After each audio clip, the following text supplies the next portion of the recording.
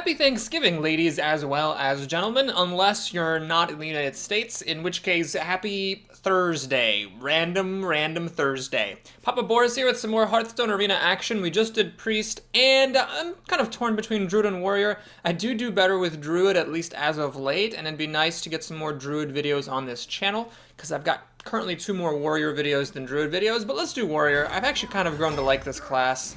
As long as you get some weapons, it's pretty good.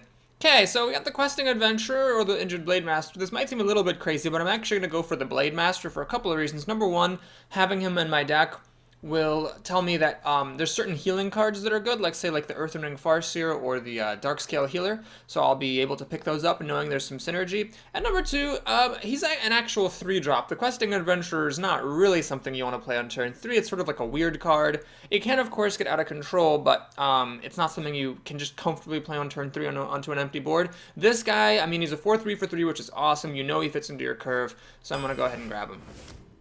Alright, here we have a choice between a random 2-drop, a Taunter, which is not my favorite Taunter, but can be good against some endgame creatures, like, say, the Lord of the Arena or Fire Elemental, and then this Whirlwind thing. So what I'm going to do is I'm going to grab the Whirlwind here just to make sure I know that I have it, so that way I can pick up Executes with a bit more comfort, and I know that I have a way to trigger my enraged creatures and can pick them up with a bit more comfort. So we'll grab the Whirlwind here. Okay. Here I can get some removal, card draw, or yet another 2-drop. Okay, I don't think I want this, though.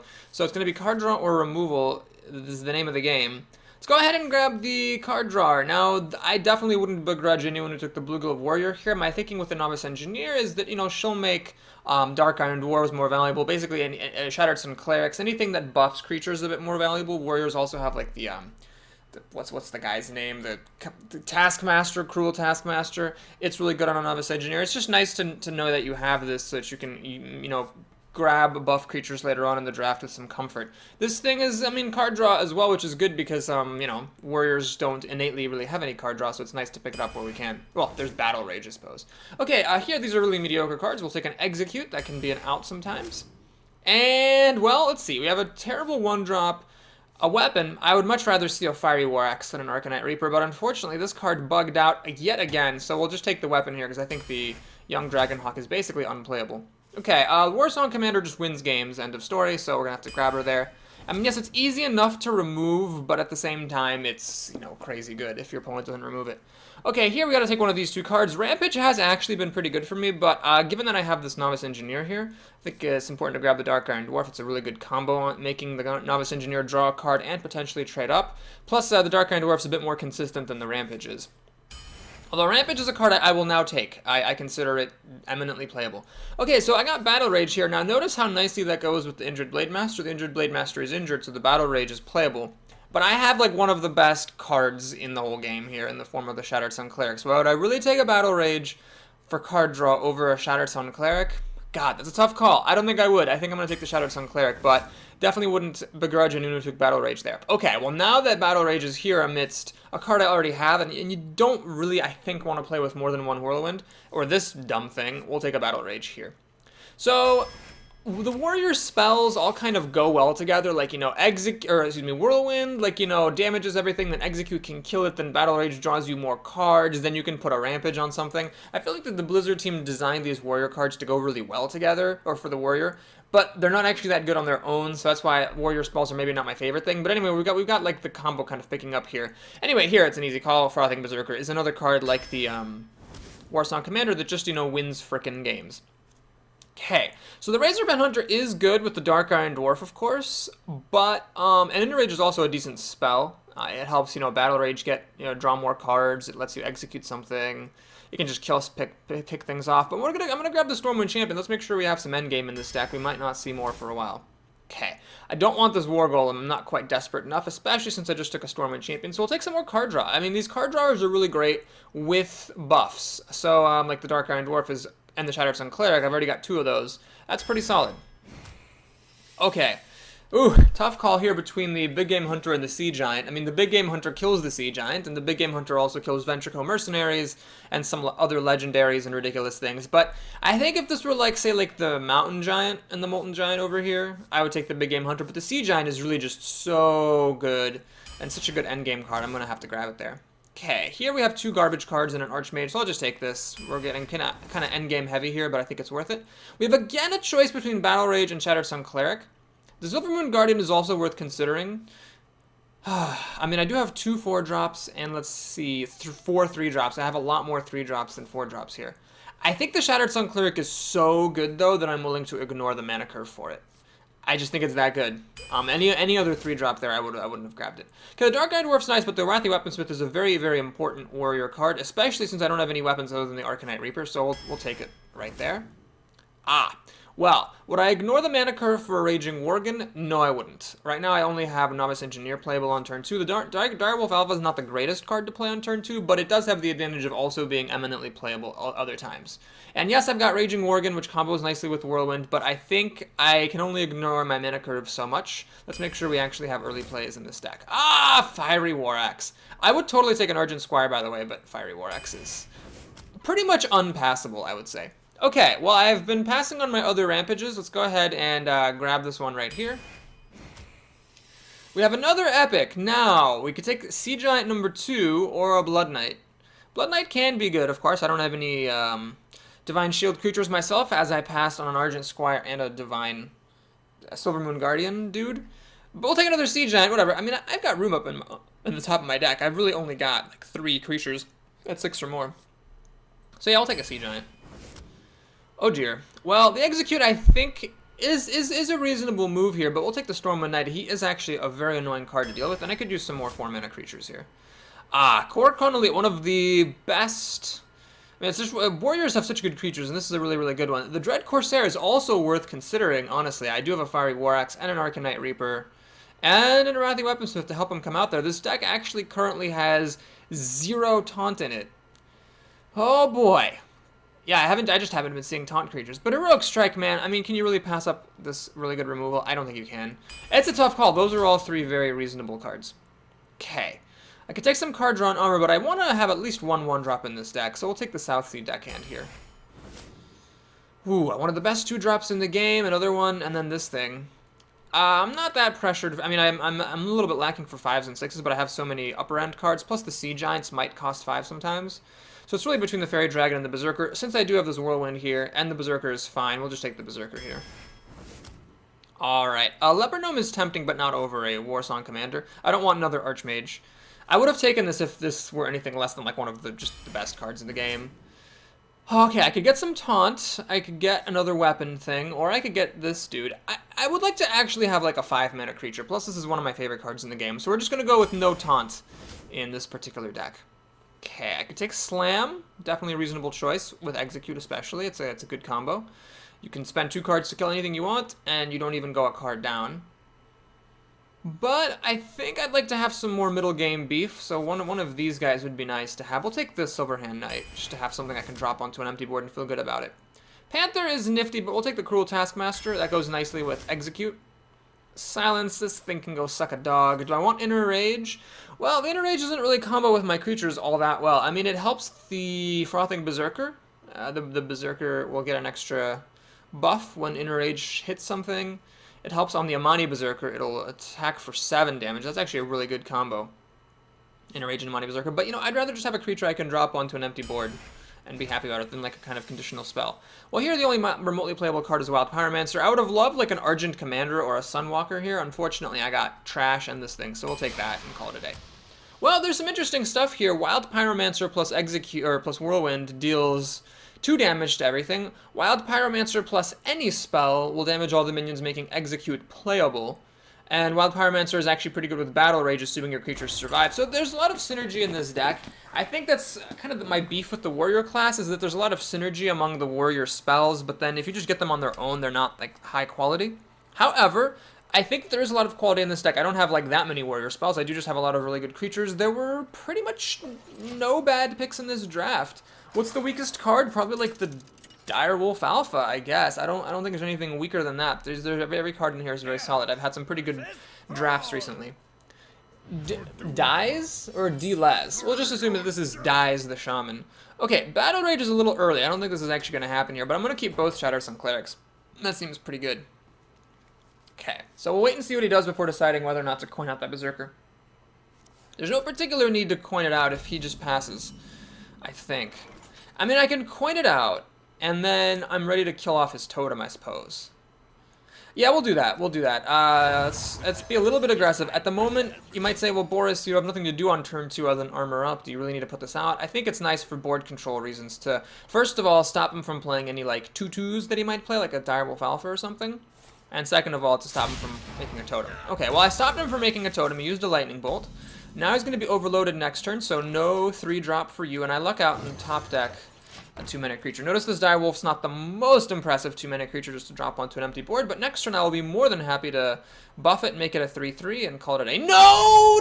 Ah, balls. That sucks. So he's going to be overloaded again, but he had just enough mana this turn to play that card. Okay, what we'll do is we'll go for it here. So he's used 2 removal cards already. He had a Lightning Bolt and he had a Stormforged Axe. How much removal can he really have? We'll do this, and then next turn I can buff it with a Shattered Sun Cleric and make this into a 3/4. All right, he's going to whack it. Notice how desperate he is to kill this thing. He is willing to hit it, even though he's going to have to hit it again to actually kill it off. So what do? Do I play the Shattered Sun Cleric and buff this thing and run the Shattered Sun Cleric in and then hit for damage, or do I just play the Arathi Weaponsmith, which puts an axe into my hand? Well, the Weaponsmith uses up more of my mana, but the Shattered Sun Cleric, you know, if my stuff all dies, the Shattered Sun Cleric might not have anything to buff in the future. Alright, I'm going to do the Shattered Sun Cleric. Let's trust my instincts. So I'm going to buff this. The buff isn't actually, like, doing much. It's just causing my opponent to take an extra point of damage when he finishes it off with his axe. But it does mean that the Warsong Commander took 5 damage out of my opponent because he whacked it with his axe twice. And yeah, it just cost him a lot of grief. Okay, well, here I am just going to use my other Shattered Sun Cleric, I think. I'd love to get these tigers down or even use the Weaponsmith, but I think it's worth it to take away his taunt. And the fact that I have to armor up here isn't that impressive, unfortunately, so this is the price I pay for not using up all my mana. But I've got pretty good drops here, honestly. I've got this for removal, and I've got these tigers, which are all stealthy and great. So, and then a Sea Giant potentially coming down. My opponent being a Shaman might help the Sea Giant come into play. Alright, he is dropping a very good answer to my Shattered Sun Cleric. Oh, wow. He's going to give it taunt. Well, he's going down a card, so basically the fact that this guy gets to cancel a card is sort of being canceled by the fact that he spent a card to give it taunt. Well, I have a couple of options here. I could just play the Weaponsmith, pop Divine Shield with the axe, and then trade my Shattered Sun Cleric for it. That's one option. The other option is I could, oh my god, this is 1 mana short. A shame. I could also make the Stormwind Knight, run it in, and basically do the same thing, but except put damage on this dude. He'll be down to 2 health. So what's better, to have this and an axe in my hand, or this? Well, let's actually do this. Let's put the axe in my hand. It's important to do the order right here. You first need to hit the Divine Shield with your axe. Then you need to use a Shattered Sun Cleric. If you did it in the other order, this creature would actually survive. Armor up. And we'll pass the turn. We're going to keep an eye on this thing's mana cost. If my opponent leaves this alive and makes a totem or plays anything, it'll be actually playable next turn. Now, I might still not actually want to play it, but I might want to play it. So we'll see what's going on here. He's got 5 cards, 2 totems, versus my 5 cards and a weapon. I'd say we're pretty even here. Chillwind Yeti. Well, it's a good card, definitely. I would have to use my other axe hit and my Arathi Weaponsmith to finish this thing off. Unfortunately, Stormwind Champion is not quite impressive enough. It makes this a 4/4. It's not quite good enough. But I think this is the time for the Sea Giant. I mean, that just seems fine to me. Yeah, we'll just do this. And well, I could clean up the totem, I suppose. But let's just kill this off. That seems like a totally fair move. I've got the health for it. Might as well. Okay, so this is the moment of truth. Does my opponent have a Hex? If he does, that's kind of annoying actually, because at 8 mana next turn I can only play one of these creatures. I can't play them both. He's building up quite the totem collection as well, which is a little bit irritating actually. He has the Hex. Gah! Oh no, Lava Burst. Well, it's actually good enough here, unfortunately. He can use the 1/1 to finish it off. So I really would like to get some kind of a drop here, like a 4 mana card would be awesome. That will do it! Alright, so either I play the Tiger and the Berserker or the Stormwind Knight and the Berserker. Well, let's do the Berserker and the Stormwind Knight. Although it's not using up my mana, I think killing off this wolf is actually really important. So, I'm not sure if my opponent had a Hex or not. He might have been saving it, because he had a very efficient and, you know, timely way of removing my giant. But now he's got this to deal with. A Forked Lightning isn't quite good enough. It'll kill the Stormwind Knight, but it will not kill the Frothing Berserker because of this juicy 4 health. He should still probably play it anyway, but it's just not quite as impressive as it could be. Ah, he's got that thing. Well, that's a good move for him because it holds up against the Frothing Berserker. Luckily for me, I have a Stormwind Champion and a Sea Giant. So if I play the Stormwind Champion, I can't play any other card. This will go down to costing 3 mana, and I will be 1 mana short of being able to play it. So I play the Stormwind Champion. This becomes a 3/4. This becomes a 5/5. So my 5/5 can then kill this thing. Going down to 2 health. It's a bit dodgy. And then I can kill this thing. I mean, that's pretty good, definitely. If I, let's say just play the Tiger and then my Sea Giant, I have 1 mana left over. I've developed my board a bit more, but then this is a bit of a pain. I could, like... Well, yeah, I'd have to throw away the Stormwind Knight in order to kill this Sen'jin. And then still need to finish off with my Frothing Berserker. So it's the getting rid of the Sen'jin versus developing my board more. I think it's worth it to put more stuff on the board, even if it means not, you know, getting rid of the Sen'jin right away. So, yeah, I don't actually want to do this, I don't think. If I run these guys in, then the 1/1 can just finish off my Frothing Berserker. So... You know what, actually that's fine. I don't want him getting, you know, even more mileage out of it. So yeah, he can of course use his 1/1 totem to kill off my Berserker, but I still have a 5/5 and an 8/8, so, you know, your move. He's gonna get a taunt totem out, which is smart. Notice how he's making the totem before throwing this one away to ensure that he gets the totem that he wants. What does he have with his last 3 cards here? I should really be watching out for a Bloodlust at some point here. I should probably take a turn to, like, clear this crap out. He'll use the 1/1 to kill my Frothing Berserker, but then I really want to clear out some of these totems, especially the spell damage one. So my stuff costs more, but at the moment it's irrelevant. I was only able to play 1 of these anyway. He's going to use the Bloodlust now. Alright, well that's smart. So he's going to kind of use a tech Bloodlust here. He's not hitting me with it, I assume. He's just using it to get rid of some of my creatures. Interesting choice, actually. Maybe I would have if I were him, I maybe would have waited a turn on that Bloodlust, because this thing could have killed my Berserker anyway, and these things can't kill my Giant. Does he have like a Forked Lightning to finish the Giant off? He does not. Interesting. Okay. Well, I mean, yeah. Guess we'll just play Stormwind Champion. What I think I'm going to do is just this, and can I win? 9 plus 4 is 13. No, what I'm going to do is I'm going to use Heroic Strike to kill off this Meneraith. So this game, I would say my deck functioned as intended. I drafted a lot of endgame stuff. These Tigers I drafted pretty aggressively over other stuff. So I've just been dropping threat after threat for him to deal with, while also having enough of an early game that he couldn't run away with it. Okay, well that was a really strong game. Dies the Shaman, goes ahead and dies. Ho-ho! That was a great pun. Not at all in the slightest.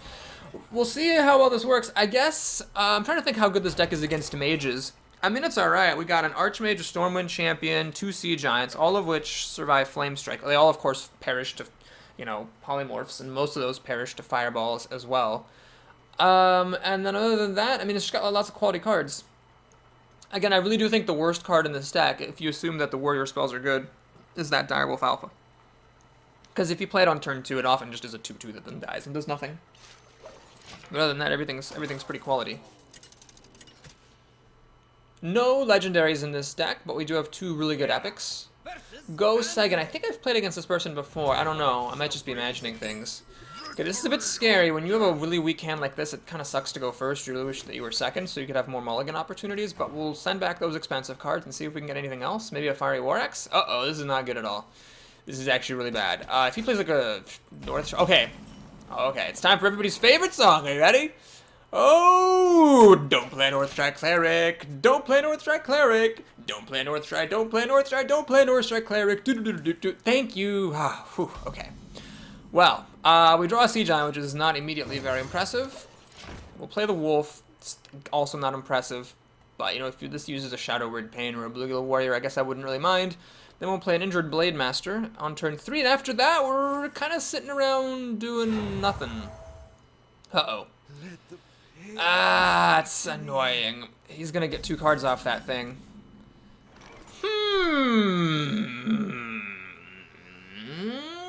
Okay. Rampage. That's interesting. By the way, I apologize to those of you who insist that this is pronounced Rampage and not Rampage. I can go on a rant about how I think that prescriptivist linguistics is bullshit. But anyway, the point is, I'm sorry, I'm just going to be saying this Rampage because that's how it makes sense to me. Point is, I have some options here. I mean, I can play the Injured Blade Master, which is built in to be usable with Rampage. Or I could, like, play Whirlwind, let him draw a card off the Acolyte, play Rampage on the Wolf, make it into a 5-4, and then just kill off the Acolyte afterwards, leaving me with a 5-3. Which is a bit difficult for a Priest to get rid of. God, shut up, I have things to think about, you ass. Which is a bit difficult for a Priest to get rid of, barring, of course, Shadow Word Death. What I'm going to do is I'm just going to ignore that Acolyte, and we'll play this. There's risks with this play as well. I mean, he used the coin to put this out, so he cannot play a Dark Iron Dwarf, but he could play a Shattered Sun Cleric, which is just as bad. It would let him kill off my Wolf. Alright, luckily he doesn't have any of that coming in. He's going to draw a card. Now I have my choice of things to put Rampage on. Is someone injured? Northshire Cleric. He's going to get to draw a card. But the Northshire Cleric is going to die. So he drew a card off of this, but the Northshire Cleric's going to die. So basically the card that he drew is the card that he lost to the Northshire Cleric anyway. I'd love to play Frothing Berserker here. Sadly, I really can't because I do want to put Rampage down onto something. Let's put it onto the Wolf, I think. Seems like a good move. Put this on the Wolf. Boy, that actually is really good. So we have a 5-4 and a, well, 4-3 being buffed to be a 5-3. So he got a lot of cards here, which is definitely sad. Do I want my guys at 3 health or at 2 health? Oh, of course. Well, actually, wait, it's the same thing either way. It doesn't actually matter. They're both gonna hit one thing. I do need to kill all this stuff off. So we drew a lot of cards, but we're a turn away from Holy Nova, so this thing should live a turn, unless, of course, he has a Holy Smite. He's got, oh my god, 9 cards to my 6, soon-to-be 7. So this is the classic battle of quality versus quantity. Damn, this is a very good card here. I really wish my guy were damaged. Then I could actually, like, get 3 cards off this Battle Rage. Whirlwind is interesting. It would allow me to pop the Divine Shield and then just trade one guy in. At the moment, this thing is set to kill both of my things. Alright, I think that's what I'm going to... I mean, it's risky. I want to play Battle Rage for 2 cards, but if I play Battle Rage and Whirlwind, I don't get to play the Frothing Berserker. So we're gonna go big or go home here. I'm gonna play the Frothing Berserker. We'll play a Whirlwind. There's a risk to this, of course. We're gonna trade my very, very damaged guy in for the 3-3. Get this guy really huge, and then we're gonna swing for 5 damage. So this is a really, it's a very tense game, unfortunately. This is absolutely quality versus quantity kind of game. He's got 9 cards thanks to that Acolyte. Damn it! Ah, damn it. He had a good answer. There were a couple of things that would have done it, but he had one of them, which is very sad. He's going to heal up. So he has a lot of cards against me, 8 versus basically 5. It's risky. I think I'm going to play this, even though it doesn't use up as much of my mana. And the simple reason is that, I need to try to get card advantage ASAP. And this guy is basically 2 cards in 1, so it catches me up a little bit. He's got, 9 to soon-to-be 7. Uh-oh. That's hard for me to get rid of. I'll have to throw my Squire away to pop that Divine Shield. Okay, well... yeah, I think I have to trade 2 creatures into that one. Balls! Well, I cannot damage anything, unfortunately, so the most that Battle Rage gives me currently is 1 card. We're just going to have to hope for the best here, and by the best, I mean hope he doesn't have any mind controls. Play the Sea Giant. We'll run this in. You insist. And if I use the Wolf, I keep a hardier creature around, but I also lose the buff. Yeah, I think I'm going to have to do that, though. So the Wolf did its job. Alright, I mean, we're in a racing mode. We're 1 turn away from mind control. I really hope he doesn't have a Shadow Word Death for this. If he does, I probably just lose. There's a lot of stuff that if he has, I just lose. There's a chance in hell that I could actually, like, race him down. Alright, well, he's got a 10-10 here, which is a little bit scary. This can actually kill my Sea Giant, which is really funny. Alright, well, I think we have to just race. Let's see, if I play this guy will cost 5 mana. I can't do it. Battle Rage, if I hit the North Star Cleric, I just can't do that though. I just can't take the time for this stuff. We're just gonna have to play this thing. Wait, if I play the Tiger, it's stealthy. Do I need it? Item for 12. He's going down to 4. I do actually need the extra damage from this guy. We'll do this. We'll armor up. And we're just going for the race. I would say that he probably has the advantage here, just because he can kill one of my giants and only needs a mind control, and he can now play mind control to steal my other giant. However, if he does play mind control and kills... It's actually interesting, he can't play mind control, can he? Because if he plays mind control on this and kills this thing does hit for 4 and beats him, so I guess he can't use mind control, but if he has an answer for this or taunt or something, he'll be in pretty good shape. It's really just life. He's got the huge overwhelming advantage card-wise, but it's just my board presence and the fact that he's almost dead that's keeping me in this game. Alright, he's going to heal a light spawn and draw a card. That's a good sign. It's just he's fishing for an answer. If he had an answer, I think he would have healed himself, right? Because, I mean, he's pretty desperate here. Oh, wow. Well, that was a close game. I'm sure that there's someone watching that and saying, like, Boris, what are you talking about? Like, that wasn't close at all. You played, like, a couple of 8/8s and you smashed his face in. But you have to keep in mind he had a lot of cards. All he had to do was, like, clear my board once, and he was going to win the game easily. So it felt close being the one playing it, perhaps more so than it felt being the one watching it. Well, it was a good start to the arena. We didn't kill a mage, so I guess this deck hasn't been put to the test yet. I suppose the Wild Pyromancer is a bit mediocre. But every other card is... Well, okay, South Sea Deckhand, I guess, is a bit mediocre as well. Yeah, every other card here is just really, really good. So I'm going to give myself some credit for drafting a sufficient endgame to crush decks. It's got a pretty decent curve here, lots of early plays, enough endgame content. Good deck. I'm excited to play more games with it. I hope you're excited to watch some more games with it. If you enjoyed the video, please like and/or subscribe. And stay tuned. The rest of the games are going to be posted shortly. I'll see you then.